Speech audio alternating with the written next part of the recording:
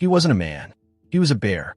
But on a dusty road in Iran in the spring of 1942, when weary Polish soldiers looked at him, they saw something more, a brother in arms. These men, hardened by Soviet gulags and forced marches, saw a stolen cub in a sack, weak and barely surviving. They traded what little they had, a knife, some food, and took him in.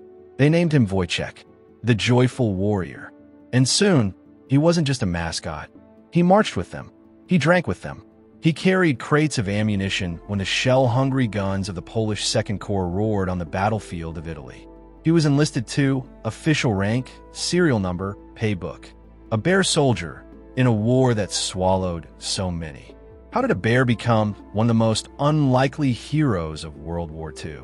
How did the men who followed him come to believe he wasn't just theirs, but theirs because he refused to be left behind? This is his story. It begins in the hills near Hamadan, Iran. In 1942, Polish soldiers of the 2nd Polish Corps, part of the troops commanded by the Ladislaw-Anders, were making their way out of Soviet captivity toward the Middle East.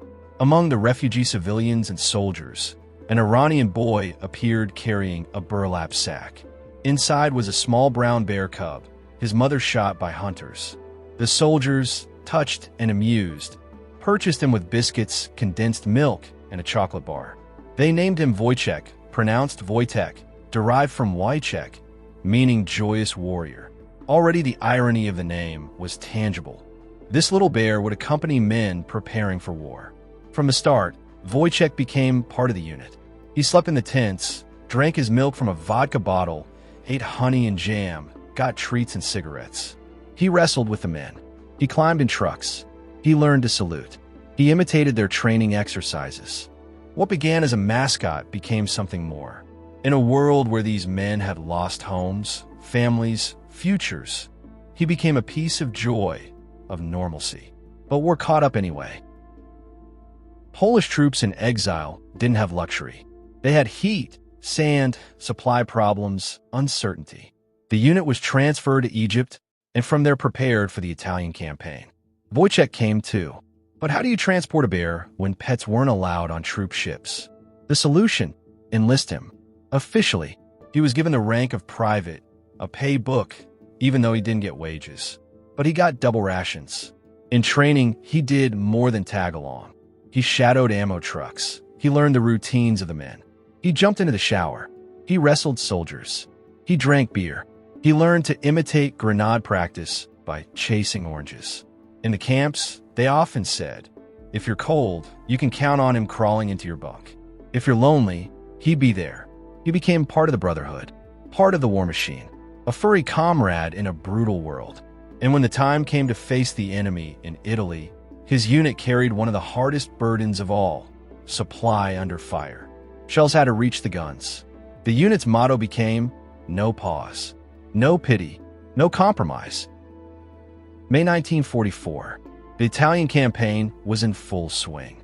The Polish Second Corps had been assigned to the Allied push through the mountains toward Rome. They landed in Italy, joined by British 8th Army units. The terrain? Rocky hills, olive groves, cloudy skies, German fortifications. The men were exhausted, but they marched forward.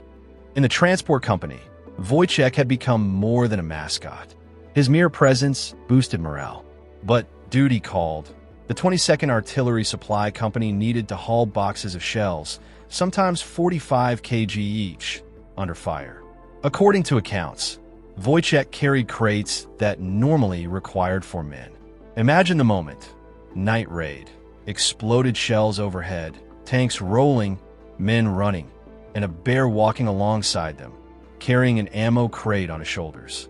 Unthinkable? It happened.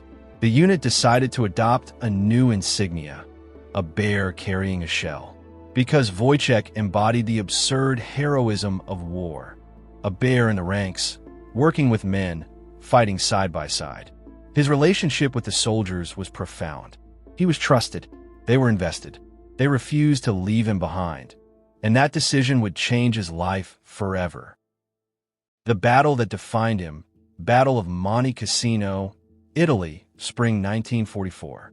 Allies faced a German stronghold at the Abbey on Monte Cassino. Thousands died. The Polish Second Corps played a pivotal role.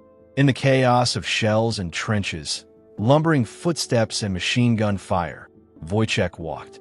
It's said that when the Polish gunners were loading 25-pound shells into 45 kilograms boxes, Wojtek would mimic them, pick up crates, help move them toward the truck. Some accounts suggest he carried up to 4 men's worth of weight. The outcome: the Poles broke the German line, and the bear who marched with them was promoted from private to corporal. Officially, the enlistment record exists. The emblem changed. The legend spread. In that moment, the line between human and animal blurred.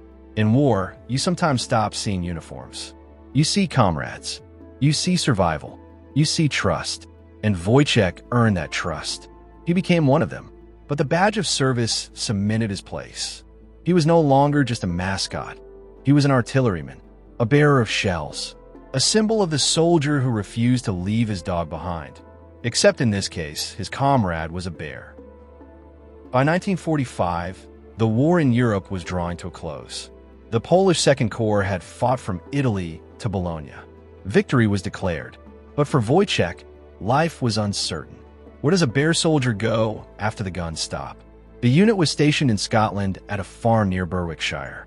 Wojtek came too. He pulled fence posts, played in the snow, swam in the Tweed River, and became a local celebrity. His human comrades visited. He was given honey, cigarettes, and respect. Finally, in 1947, he was transferred to the Edinburgh Zoo, where he spent the rest of his life. Former soldiers brought him treats. They spoke Polish to him. Some said he recognized the voices and responded. He died on December 2nd, 1963, aged 21. Yet his story didn't end there. It traveled. Statues were built. Books written. Children learned his name. Because the bear who fought alongside men became a legend. Wojtek's legacy is remarkable for many reasons. Statues in Poland, Sopot, Szczecin, and Scotland, Edinburgh, commemorate him.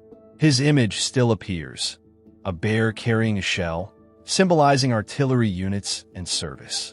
He stands for loyalty, for the bond between man and beast, for the absurdity of war and the humanity within it. Why does Wojtek matter? Because war is often told in grand movements, armies, strategy. But this story is personal. A cub, some soldiers, a war bear, a journey from sack to soldier, from Iran to Italy to Scotland. And perhaps most poignantly, the soldiers refused to leave him behind. They adopted him. They gave him a rank. They carried him through battle.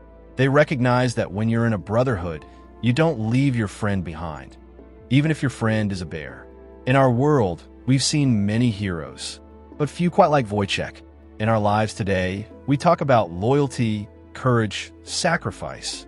We read biographies of generals, politicians, famous soldiers. But in the shadow of history, we sometimes miss the simple truth. Heroes come in all shapes. Sometimes four-legged, sometimes furry. Wojtek reminds us that war isn't just about flags and strategy. It's about people and bears. It's about the hand on your shoulder when the shell hits. It's about the laughter in the mess hall. It's about refusing to abandon those who stood beside you. He carried crates of shells, yes, but he also carried hope. He carried home memories. He carried a lesson. When you choose your unit, your family, your comrades, you carry each other regardless of size or species.